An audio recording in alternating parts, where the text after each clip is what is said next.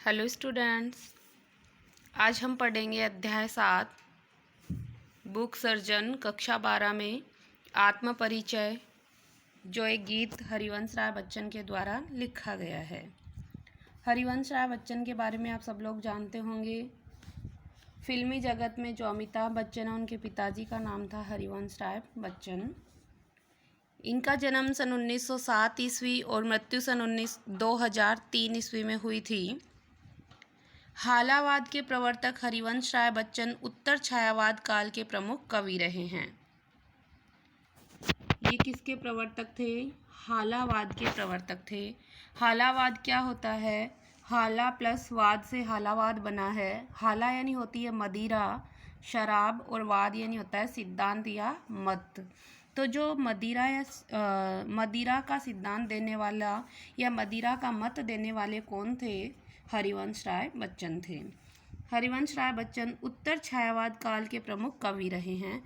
छायावाद एक काल था, उसके पश्चात हालावाद का काल माना जाता है। वे अपनी काव्य यात्रा के प्रारंभिक दौर में मध्ययुगीन फारसी कवि उमर खयाम के जीवन दर्शन से बहुत अधिक प्रभावित रहे हैं। उमर खयाम जो फारसी कवि थे, उनसे बहुत अधिक प्रभावित रहे हैं।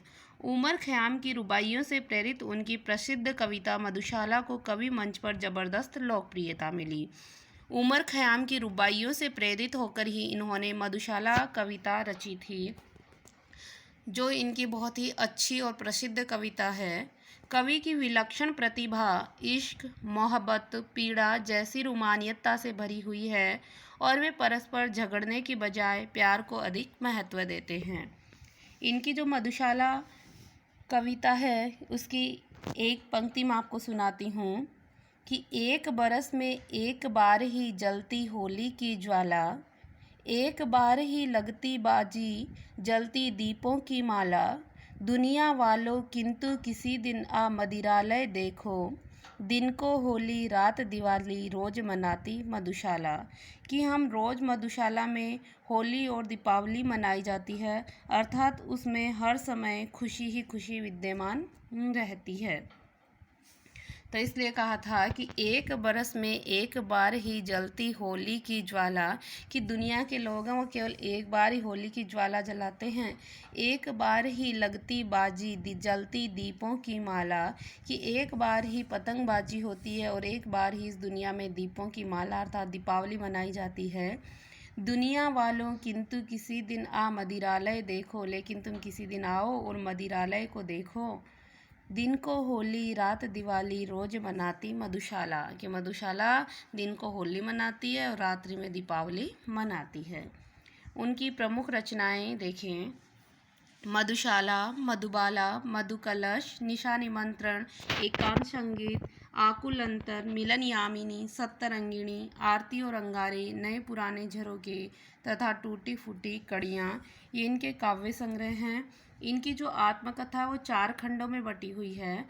क्या भूलूं क्या याद करूं, नीड़ का निर्माण, फिर बसेरे से दूर तथा 10 द्वार से सोपान तक। इनके द्वारा लिखित प्रवासी की डायरी महत्वपूर्ण है तथा इन्होंने अनुवाद भी किए हैं। अनुवाद ग्रंथ कौन से हैं? हेमलेट, जनगीता व मैकबेथ इनके लोकप्रिय अनुवाद ग्रंथ रहे हैं। हम यहाँ क्या पढ़ेंगे वो देखते हैं।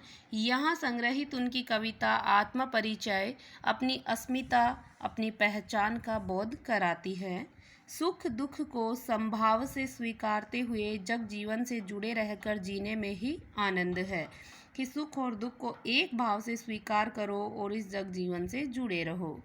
कवि स्नेह सूरा का पान करके अपनी मस्ती में जीवन का गान गाता है। संसार की मौजों में मस्त भाव से बहना कवि को अच्छा लगता है। अपनी मस्ती में वह नित नए जग का निर्माण करता है, नित नया संसार बनाता है। और दीवानगी का आलम यह है कि उसे अपने रुदन में भी, अपने रोने में भी नए राग, नए छंद का आभास होता है। जो अपने आप को पूरी तरह पहचान लेता है, उसके लिए यहाँ वहाँ सर्वत्र मस्ती ही मस्ती रहती है। पहली हम इनकी रचना पढ़ते हैं, आत्म परिचय। मैं जग जीवन का भार लिए फिरता हूँ, फिर भी जीवन में प्यार लिए फिरता हूँ। कर दिया किसी ने झंकृत जिनको छूकर, मैं सांसों के दो तार लिए फिरता हूँ। कवि कहता है कि मैं मेरे इस जीवन का भार मेरे कंधों पर उठाए फिरता हूँ, फिर भी अपने जीवन से मैं प्रेम करता हूँ। किसी ने मुझे झंकृत कर दिया, झंकृत यानी झनझना देना, बजा देना। सांसों के दो तार लिए फिरता हूँ, तार यानी कि वीणा, तारों से बनी हुई जो वीणा है वो सांसों के दो तार बता रहे हैं। कवि कहते हैं कि मैं इस सांसारिक जीवन का भार अपने ऊपर लिए हुए फिर रहा हूँ। जग जीवन यानी सांसारिकता का जीवन, मैं इस सांसारिक जीवन का भार अपने कंधों पर लिए फिरता हूँ, फिर भी जीवन में प्यार लिए फिरता हूँ। मैं इतना विवश हूँ, लेकिन फिर भी मैं मेरे जीवन में हमेशा प्रेम स्नेह में बना रहता हूँ और अपने जीवन में मैं प्रेम का संदेश ही देता हूँ और प्रेम के साथ ही बना रहता हूँ।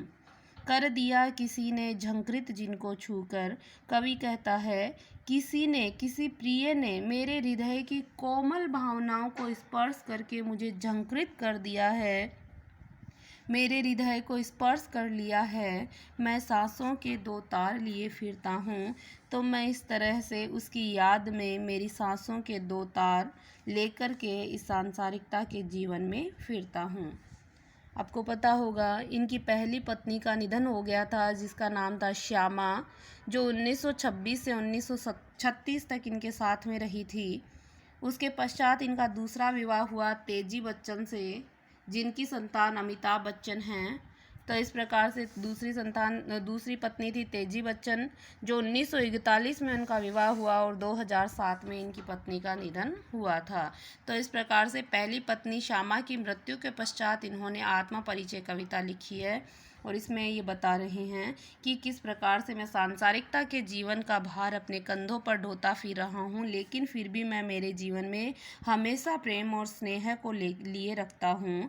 कर दिया किसी ने झंकृत जिनको छूकर, कवि कहता है कि प्रिय ने मेरे हृदय की कोमल भावनाओं को स्पर्श करके मेरे हृदय को छू दिया है, झंकृत कर दिया है, लेकिन मैं मेरे प्रिय की उन यादों से अपने सांसों के दो तार लेकर के अपने जीवन में आगे बढ़ता जा रहा हूँ। मैं स्नेह सुरा का पान किया करता हूँ, मैं कभी न जग का ध्यान किया करता हूँ।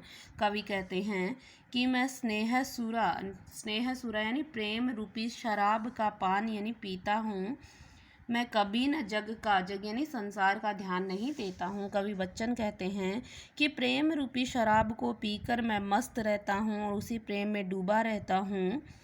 मैं कभी न जग का ध्यान किया करता हूँ और मैं इस बात का विचार कभी नहीं करता, कभी इस ओर ध्यान नहीं देता कि लोग मेरे बारे में क्या कहते हैं, ये संसार के लोग मेरे बारे में क्या कहते हैं। मैं इस बात की कभी चिंता नहीं करता। मैं स्नेह सुरा का पान किया करता हूँ, मैं कभी न जग का ध्यान किया करता हूँ। कवि बच्चन कहते हैं कि मैं प्रेम रूपी शराब को पीकर उसी प्रेम में मस्त रहता हूँ और मैं कभी भी सांसारिकता की बातों की ओर ध्यान नहीं देता कि लोग मेरे बारे में क्या कह रहे हैं। जग पूछ रहा उनको जो जग की गाते, मैं अपने मन का गान किया करता हूँ।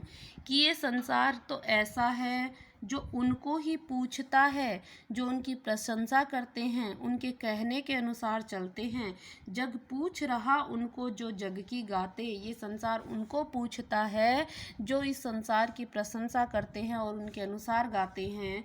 लेकिन मैं अपने मन का गान किया करता हूँ, लेकिन मैं तो अपने मन की भावनाओं के अनुसार गाता हूँ और अपने मनोभावों को ही अभिव्यक्ति देता हूँ। मैं लोगों के बारे में नहीं सोचता लोग मुझे क्या कह रहे हैं, और ये संसार है ही ऐसा कि इसमें जो लोग उनको पूछते हैं, उनकी प्रशंसा करते हैं और उनके अनुसार गाते हैं, ये संसार उन्हीं को पूजता है, उन्हीं को पूछता है। लेकिन मैं अपने मन का गान करता हूँ, अर्थात मैं अपने मन की भावनाओं के अनुसार गाता हूँ और मेरे मन में जो विचार आते हैं उन्हीं को मैं दुनिया के सामने अभिव्यक्त करता हूँ।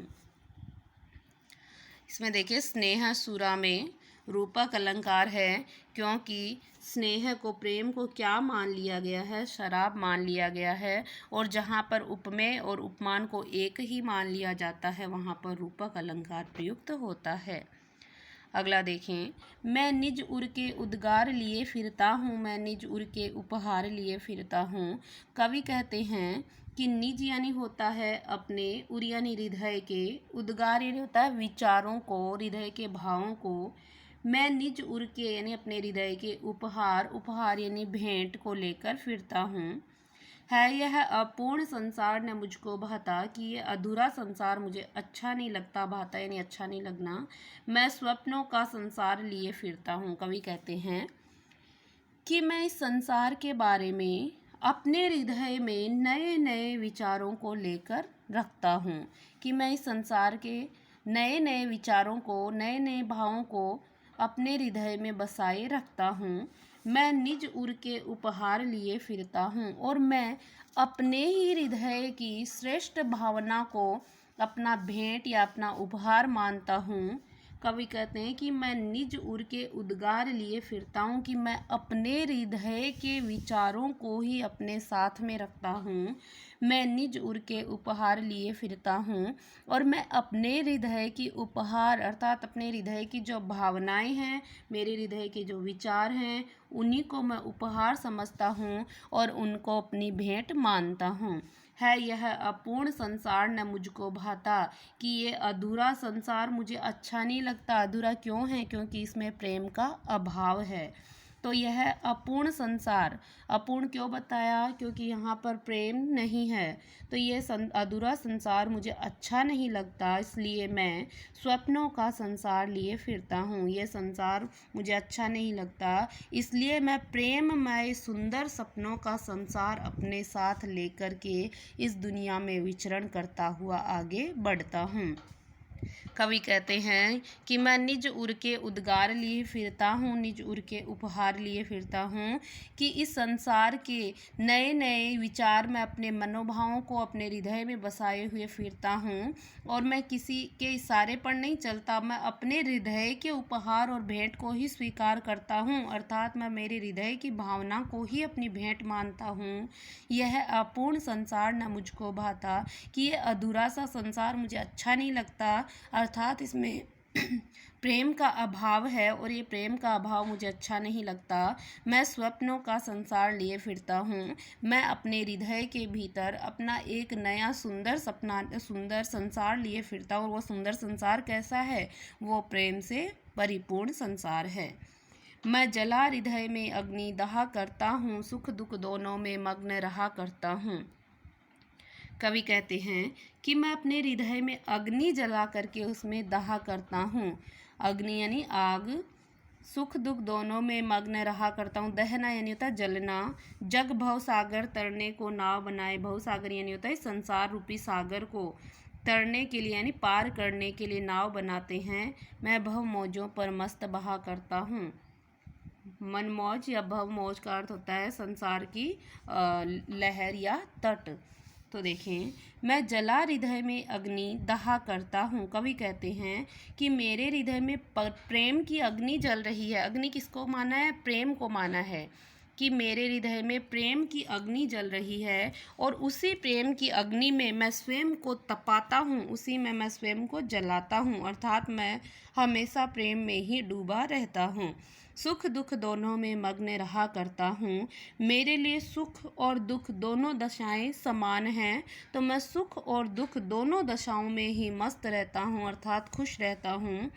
जग भव सागर तरने को नाव बनाए, कि ये संसार विपदाओं का सागर है। यहाँ पर बहुत सारे कष्ट हैं, और ये संसार उन कष्टों को दूर करने के लिए नाव बनाता है, यानी कि तरह तरह के उपाय खोजता है, ताकि प्रेम की नाव बनाकर इस सांसारिकता के कष्टों को दूर किया जा सके। लेकिन मैं तो मनमौजों पर मस्त बहा करता हूँ। लेकिन कवि कहता है कि मैं अपने इस भव सागर को पार करने के लिए अपने मन की, अपने भावनाओं की, प्रेम की उमंग के साथ आगे बढ़ता जाता हूँ और मस्त होकर उस पर बहता हूँ, अर्थात मैं प्रसन्नता पूर्वक इस जीवन नाव से आगे बढ़ता जाता हूँ और इस सांसारिकता रूपी सागर को किनारे पर लगा देता हूँ। कि जग भव सागर तरने को नाव बनाए, कि ये संसार इस संसार रूपी सागर को पार करने के लिए प्रेम रूपी नाव को बनाना चाहते हैं, लेकिन मैं अपने मन की मौजों पर अर्थात अपने मन के प्रेम पर ही मस्त होकर के आगे बढ़ता रहता हूँ। मैं जला हृदय में अग्नि दहा करता हूँ कि मैं मेरे हृदय में प्रेम की अग्नि जलाता हूँ और उसी की आँच में स्वयं को तपाता हूँ, अर्थात रात दिन मैं प्रेम में ही डूबा रहता हूँ। सुख दुख दोनों में मग्न रहा करता हूँ। कवि कहता है कि मेरे लिए सुख और दुख दोनों दशाएं समान हैं, इसलिए मैं सुख और दुख दोनों दशाओं में मग्न रहता हूँ, अर्थात मैं खुश रहता हूँ। जग भव सागर तरने को नाव बनाए, ये संसार अपनी विपदाओं को दूर करने के लिए प्रेम की नाव बनाते हैं, लेकिन मैं तो अपने मन की मौज, अपने मन की मस्ती में ही आगे बढ़ता जाता हूँ और इस संसार रूपी सागर से किनारे लग जाता हूँ। इसमें देखें विरोधाभास अलंकार का प्रयोग हुआ है, क्योंकि जला हृदय में अग्नि दहा करता हूँ, सुख दुख दोनों में मग्न रहा करता हूँ, कि व्यक्ति दोनों में हृदय में अग्नि जलाकर दह जाता है, जल जाता है, फिर वो सुख दुख दोनों में मग्न कैसे रह पाता है। तो विरोधाभास अलंकार का प्रयोग हुआ है। मन मौजों में अनुप्रास अलंकार प्रयुक्त हुआ है और यहाँ पर वियोग श्रृंगार रस की प्रधानता है। वियोग श्रृंगार रस कहाँ होता है? जहाँ पर नायक और नायिका एक दूसरे से अलग होते हैं और वहाँ पर प्रेम की बातें की जाती है, तो इसलिए यहाँ पर वियोग श्रृंगार रस की प्रधानता है। इसके आगे के पदों को हम अगले वीडियो में पढ़ेंगे। तब तक के लिए धन्यवाद।